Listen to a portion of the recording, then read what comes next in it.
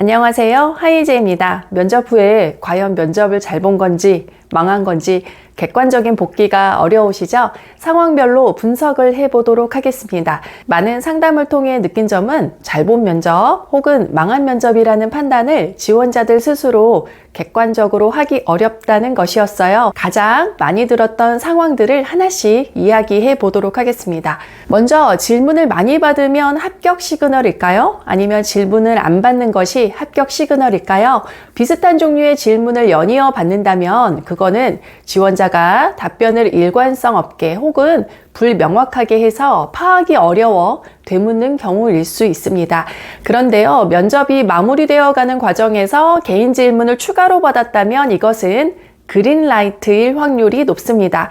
면접 끝났는데 합격시킬 마음도 없고 관심도 없는데 굳이 질문할 이유가 없다는 생각이 듭니다. 이번 대한항공 최종 면접을 보고 결과를 기다리고 있는 면합 수강생도요.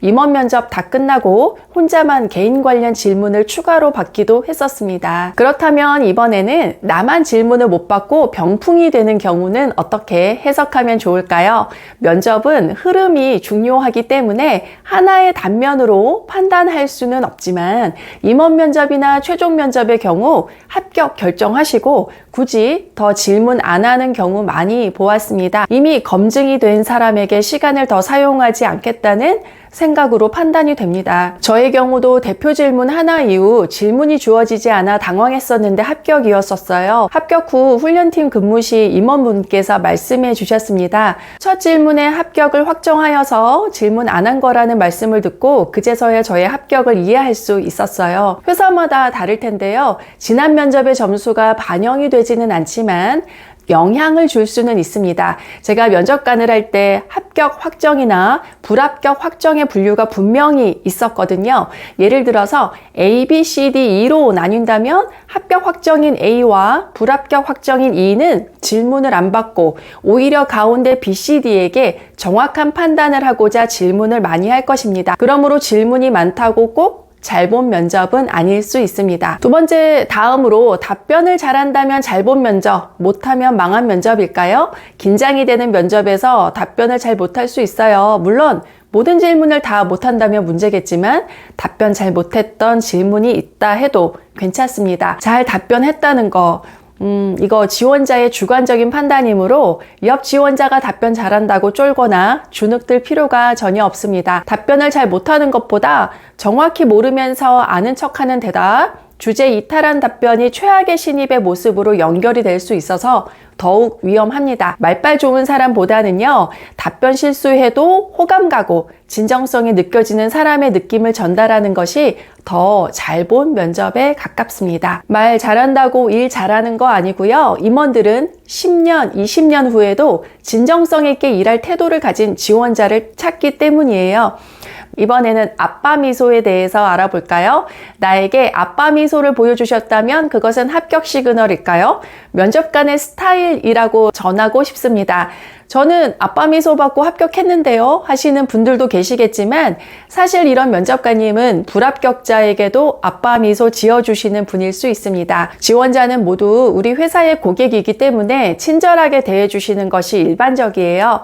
이와 마찬가지로 무표정이거나 아이 컨택을 안 하는 것 또한 면접관님의 스타일입니다. 그러므로 나를 안 보시고 타자만 치거나 인상을 쓴다 등등 그런 모습에 면접 도중에 스스로 망했다 생각하면서 감정적으로 흔들리시면 절대 안 되겠습니다. 감정적인 답변, 이 이야기를 좀 이어서 해볼까 합니다. 감동적인 이야기나 힘들었던 과정을 극복한 이야기 등등에서 눈물이 글썽였고 면접관님이 공감하듯 고개를 끄덕이셨다.